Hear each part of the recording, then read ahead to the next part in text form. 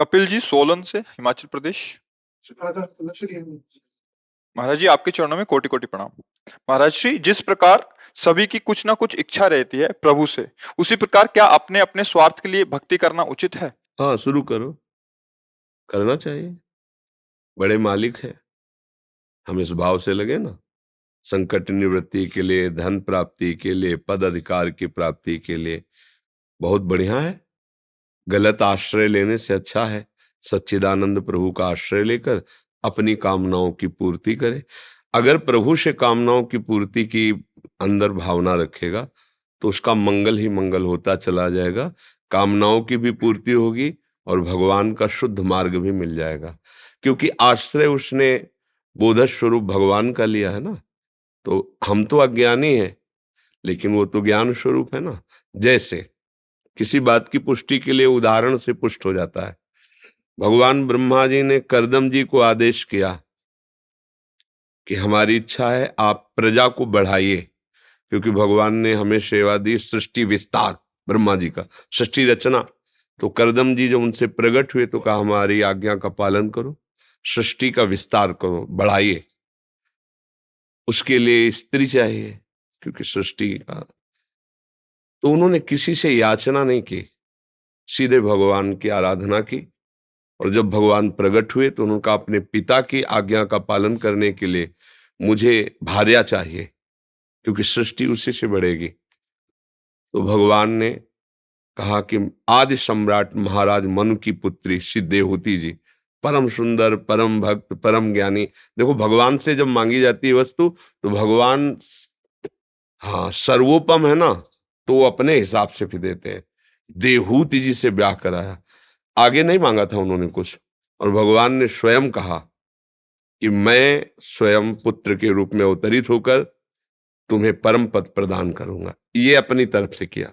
भगवान से जब कोई वस्तु मांगी जाती है तो भगवान वस्तु देते हैं, साथ में ज्ञान भी दे देते हैं। तो मुझे लगता है कि बहुत बढ़िया बात है किसी और से न मांग करके भगवान से मांग। और जैसे एक भिखारी दूसरे भिखारी से मांगेगा तो उसकी पूर्ति हो पाएगी क्या? यहाँ सब कामना से युक्त है। तो हम अगर किसी से मांगे भी तो ऐसा ही मांगना होगा जैसे एक भिखारी दूसरे भिखारी से मांगे। अच्छा, देवता लोग जो हैं वो दाता नहीं है, वो कर्म के मंत्री हैं।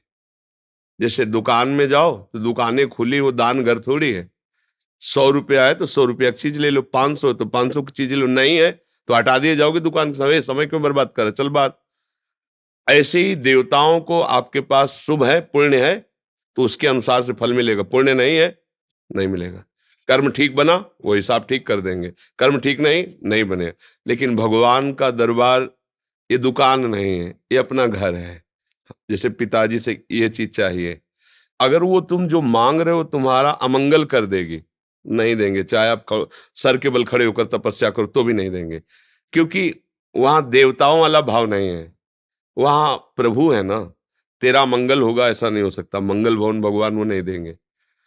और अगर दे दिया मंगल भवन तो अमंगल होने नहीं देंगे, पक्की बात। अगर वो वस्तु दे दी तो साथ में वस्तु की सुरक्षा और साथ में आपको शुद्ध ज्ञान, ये भगवान से जिसको प्राप्त हुआ निहाल कर दिया है। पर भगवान से मांग तभी पूर्ति होती जब केवल भगवान से करे। बने तो रघुबर ते बने, बिगड़े तो भरपूर, तुलसी और अंते बने, ताबर में पे धूर, फिर निहाल हो जाए। जैसे उदाहरण में झिड़क दिया सुरुचि जी ने कि तू सुनीति के गर्भ से पैदा हुआ है, इस सिंहासन पर बैठे हुए महाराज उत्तानपाद की गोद में बैठने का यद्यप अधिकारी है, पर उन्होंने अपनी रुचि के प्रतिकूल चेष्टा देखी ना। उनका नाम सुरुचि है। जा पहले नारायण का भजन करो, मर, और मर के मेरे गर्भ से प्रकट हो तब इसका अधिकारी होगा। वो अपनी माँ के पास गए, बोले माँ ऐसा भी माता ने कहा है। उनके आंसू आ गए कि बड़ी रानी तो हम ही हैं, उनको ऐसा नहीं बोलना चाहिए, पर महाराज तो हमारा बिल्कुल आदर नहीं कर रहे हैं, क्योंकि नवीन हो तो। बेटा, माता ने ठीक कहा है, तुम्हें जो कुछ चाहिए भगवान नारायण से मांगो जाकर।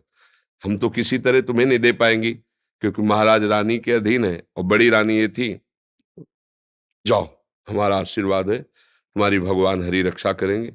बस निर्णय किया कि मुझे वो पद प्राप्त करना जो पिता क्या पितामह को भी न प्राप्त हो, और भगवान तो प्राप्त हुआ। आज भी ऐसी अटल पदवी ध्रुव जी को प्राप्त है कि सप्त ऋषि परिक्रमा करते हैं, सब लोग नमस्कार करते हैं। ऐसी भगवान, भगवान से मांगे तो थोड़ा हट कर ले कि लेंगे तो आपसे ही लेंगे। आप जहां से भेजना पहले मुझे संकेत करना कि मैं ही आ रहा हूं, अगर दूसरे तो फिर हम नहीं लेंगे। निहाल हो जाओगे, निहाल वस्तु भी मिलेगी। और विभीषण जी जब लंका से चले थे ना, तो मन में आया था कि आज तो तू लात मार रहा है ना, और जिन भगवान का अपमान कर रहा है मैं उन्हीं की शरण में जा रहा हूं, तेरा सर्वनाश कराकर इसी सिंहासन पर बैठूंगा। तो सर्वनाश बाद में हुआ, पहले सिंहासन का अधिकार भगवान ने दे दिया। जात ही राम तिलक ते सा, तुरंत लाओ समुद्र का लंकाधिपति। भगवान का स्वभाव है, यदि मांगोगे ना। फिर विभीषण जी ने कहा कि प्रभु अविरल भक्ति दीजिए, ये तो वासना थी हट गई। उर्कछु प्रथम वासना रही, प्रभु पद प्रीति सरित सो वही।